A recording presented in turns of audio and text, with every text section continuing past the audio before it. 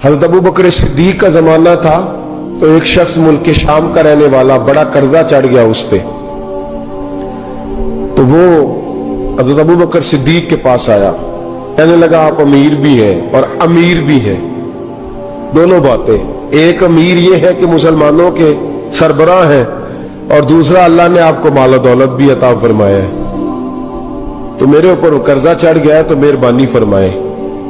وہ کہتا ہے حضرت صدیق اکبر نے میرا ہاتھ پکڑا، گھر کے اندر لے گئے، باہر سے دروازہ بڑا اعلیٰ تھا لیکن گھر کے اندر گیا تو چارپائی بھی کوئی نہیں تھی، کھجور کی چٹائیاں بچھی ہوئی تھی، کھجور کی چھال کی، اور وہ بھی پھٹی ہوئی۔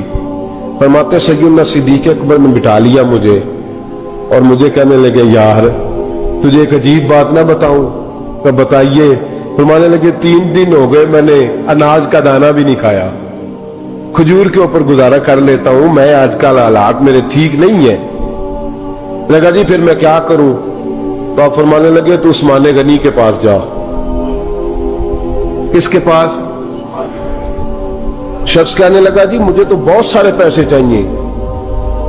تو آپ نے فرمایا تیری سوچ وہاں ختم ہوتی ہے جہاں سے عثمان کی سخاوت شروع ہوتی ہے، تیری سوچ وہاں تو جو سوچتا ہے نا اتنے ملیں گے، تیری ختم ہوتی ہے سوچ جہاں سے عثمان کی سخاوت شروع ہوتی ہے، تو جا۔ کہنے لگا جی آپ کا نام لوں؟ فرمایا ضرورت ہی نہیں پڑے گی،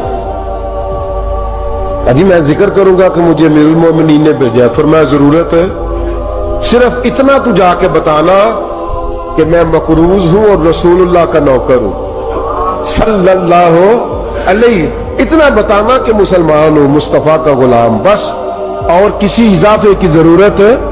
کہا جی وہ دلیل مانگیں گے۔ فرمایا عثمان خیرات کرتے تفتیشیں نہیں کرتا، عثمان اللہ کی راہ میں دیتے ہوئے تفتیشیں 10 روپے دینا اور 100 بات سنانا فقیر کو، تک تو نہیں نا، 10 روپے اور 100 قسم کے تانے نہ دے تو میاں چشم پوشی کر جا، تجھے کس نے اجازت دیا ٹٹولنے کی، پھولنے کی اور کرودنے کی؟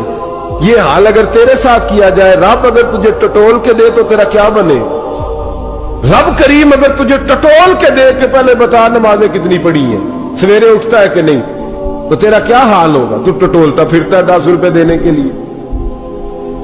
حضرت عثمان غنی کی عادت نہیں، وہ شخص کہتا ہے میں چلا گیا، پوچھتا پچھاتا دروازے پہ پہنچا، دروازے پہ دستک دی تو حضرت عثمان غنی کے اندر سے بولنے کی آواز ہے، اپنے بچوں کو ڈانٹ رہے ہیں، کہتے ہو یار تم لوگ شہد کے اندر، دودھ کے اندر شہد ملا کے پیتے ہو، خرچہ تھوڑا کم کرو، اتنا خرچہ تم نے بڑھا دیا ہے، تم دودھ کے اندر دودھ بھی میٹھا شہد بھی میٹھا، ایک چیز کھا لو، کو بیمار ہو 2 چیزیں استعمال کرتے ہو۔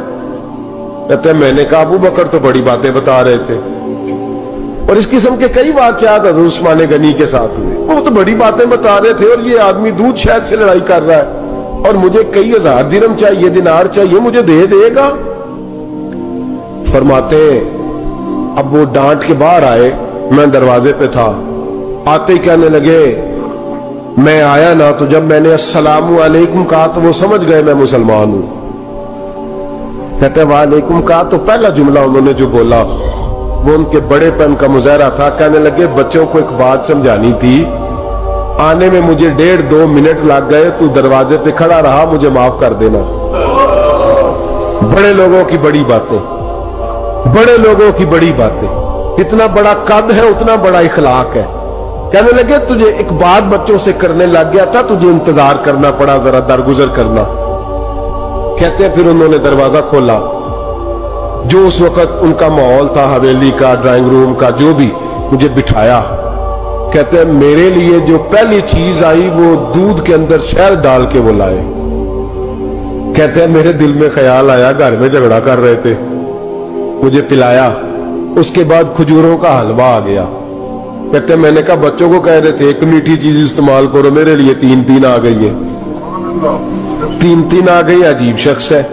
کہتے ہیں میں لیکن ابھی میرا تصور جمع نہیں، میں نے کہا اتنا تگڑا نہیں جتنا حضرت ابو بکر نے بتایا ہے۔ کہتے ہیں کھلا پلا کے نا پھر پوچھنے لگے کیسے آئے ہو، کیسے آئے ہو؟ تو کہتے ہیں میں نے کہا کہ جناب मैं मजबूर हूं। आज बहुत सारे लोग हैं ना जिनके पास किसी की बात सुनने का टाइम ही नहीं, कहते मोटी मोटी बात करें, आखिरी आखिरी। हजरत उस्मान गनी पूरी खिला पिला के कहने लगे कैसे आना हुआ? कहते मैंने कहा जी मैं मुसलमान हूं, मुल्क के शाम के मुज़ाफात के एक गांव का रहने वाला हूं। कुछ कारोबारी मुश्किलात आई तो मैं मकरूज हो गया, मेरे ऊपर कर्जा है, मुझे कुछ पैसों की आदत है। फरमाने लगे मैंने कुछ पैसे कहा, उन्होंने एक आवाज दी तो उनका गुलाम आया एक ऊंट के ऊपर लदा हुआ सामान लेके। किसके ऊपर? ऊंट के ऊपर। कहता मुझे 3000 अशरफियों की जरूरत थी, मैंने बताया नहीं 3000 चाहिए। ऊंट आया तो हज़रत उस्मान गनी कहने लगे उस ऊंट पर तेरे लिए, तेरे घर वालों के लिए मैंने कपड़े भी रखवा दिए, खाना भी रखवा दिया और 6000 अशरफियां भी रखवा दिए। तू पैदल आया है तो अब ऊंट लेके जा। कहते मैंने कहा हुजूर ऊंट वापस कौन करने आएगा? कहने लगे वापस करने के लिए दिया ही नहीं तो तोहफा है, तू ले जा।